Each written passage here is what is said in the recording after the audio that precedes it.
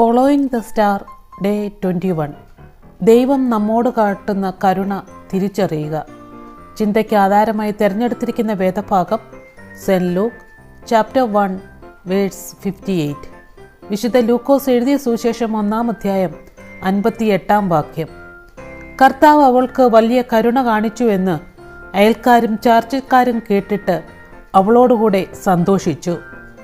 ദൈവകരുണയെക്കുറിച്ചാണ് ഈ വേദഭാഗത്ത് പറയുന്നത്. മറിയയും എലിസബത്തിൻ്റെയും കൂടിക്കാഴ്ച മൂലം എലിസബത്തിൻ്റെ ജീവിതത്തിൽ അനുഭവിച്ചതായ ദൈവത്തിൻ്റെ കരുണയെക്കുറിച്ച് അയൽക്കാരും ബന്ധുക്കളും സന്തോഷിക്കുന്നു. നമ്മുടെ ജീവിതത്തിൽ അസാധ്യമെന്ന് പറഞ്ഞിട്ടുള്ള കാര്യങ്ങളിൽ മാത്രമല്ല ദൈവത്തിൻ്റെ കരുണ അനുഭവിക്കുന്നത്. ജീവിതത്തിൻ്റെ ഏത് നിമിഷവും ദൈവത്തിൻ്റെ കരുണ അനുഭവിച്ചറിയാൻ സാധിക്കണം.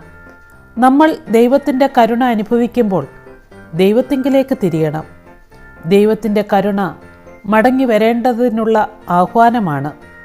എലിസബത്ത് അനുഭവിച്ച ദൈവത്തിൻ്റെ ദയയെക്കുറിച്ചാണ് ഈ വേദഭാഗം രേഖപ്പെടുത്തിയിരിക്കുന്നത്. തൊട്ടു മുമ്പുള്ള വേദഭാഗങ്ങളിൽ മറിയ അനുഭവിച്ച ദൈവിക കരുണയെക്കുറിച്ചാണ് പ്രതിപാദിക്കുന്നത്. ദൈവത്തിൻ്റെ കരുണയിലാണ് ഈ നിമിഷവും നമ്മൾ ജീവിക്കുന്നത്.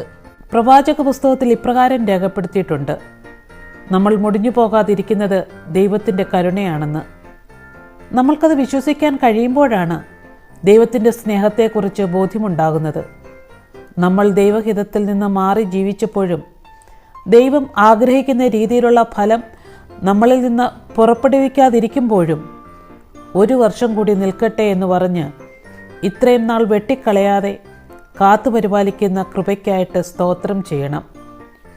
മുടിഞ്ഞു പോകാനുള്ള അവസരം ധാരാളമായി ഉണ്ടായിരിക്കുമ്പോഴും അവിടെയെല്ലാം അനുഭവിച്ച ദൈവിക നന്മകൾക്കായിട്ട്, ദൈവിക സ്നേഹത്തിനായിട്ട് സ്തോത്രം കരയറ്റണം.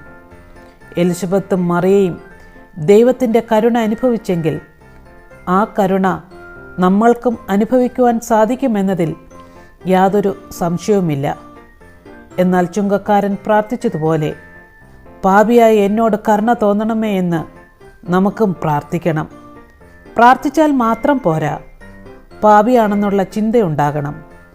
പാപമോചനം ലഭിക്കാൻ ആഗ്രഹമുണ്ടാകണം.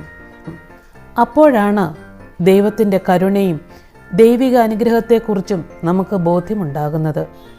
ദൈവം തമ്പുരാൻ ഓരോ അനുഗ്രഹങ്ങൾ നമുക്ക് നൽകുമ്പോൾ ദൈവിക പദ്ധതിക്കായി ഞാനും നിങ്ങളും തയ്യാറാകുന്നുവെങ്കിൽ നമ്മുടെ ഹൃദയങ്ങളെ ദൈവസന്നിധിയിൽ സമർപ്പിക്കുവാനായിട്ട് സാധിക്കും. നാം എല്ലാവരും ക്രിസ്തുവായി തീരുക മാത്രമല്ല, ക്രിസ്തുവിനു വേണ്ടി ജനത്തെ ഒരുക്കുക എന്ന വലിയ ദൗത്യം കർത്താവ് നമ്മളെ ഭരമേൽപ്പിച്ചിട്ടുണ്ട്. അതിനായി ആദ്യം ചെയ്യേണ്ടത് നമ്മൾ സ്വയം ഒരുങ്ങണം. 6 മാസം ഗർഭവതിയായപ്പോഴാണ് മറിയ എലിസബത്തിനെ കാണാൻ പോകുന്നത്. 3 മാസം എലിസബത്തിനോടൊപ്പമാണ് മറിയ താമസിച്ചത്. ആ സമയത്ത് അവൾ അനുഭവിച്ച ദൈവത്തിൻ്റെ കരുണ ആ ഭവനത്തിലുള്ളവർക്ക് മനസ്സിലാക്കുവാനായിട്ട് സാധിച്ചു. അങ്ങനെ ആ ഭവനം കരുണയുടെ ഉറവിടമാകാൻ എലിസബത്തിനും മറിയയ്ക്കും കഴിഞ്ഞെങ്കിൽ അവർ അനുഭവിച്ച ദൈവകൃപയിൽ ചാർച്ചക്കാരും അയൽക്കാരും എലിസബത്തിനൊപ്പം സന്തോഷിക്കുന്നു. വെറും 3 മാസത്തെ താമസം മൂലം ആ ഭവനം ഒരു കരുണയുടെ ഉറവിടമാക്കാൻ മറിയയ്ക്ക് കഴിഞ്ഞെങ്കിൽ നമ്മൾ പാർക്കുന്ന ഇടങ്ങളും നമ്മൾ പാർക്കുന്ന ഭവനങ്ങളും നമ്മുടെ പ്രവർത്തന മേഖലകളിലും ദൈവകരുണയുടെ മുഖാന്തരമാക്കണം. നമ്മൾ മുഖേന മറ്റുള്ളവർ സന്തോഷിക്കുവാൻ കഴിയണം.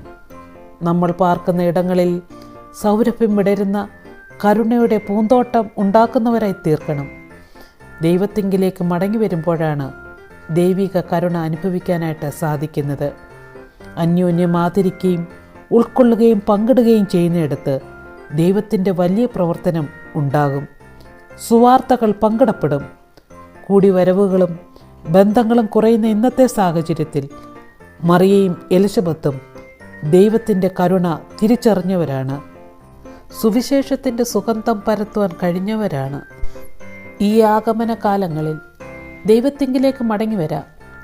ദൈവകരുണ അനുഭവിക്കുന്നവരായി തീരാം. നമ്മുടെ കുടുംബങ്ങളിൽ കരുണയുടെ അനുഭവമുണ്ടാകട്ടെ. നമ്മൾ ഓരോരുത്തരും നീതിയുടെ പരിപാലകരായി തീരുവാനും യഥാർത്ഥ ദൈവസ്നേഹത്തെ തിരിച്ചറിയുവാനും സാധിക്കണമേ എന്ന് നമുക്കും പ്രാർത്ഥിക്കാം. ആമീൻ.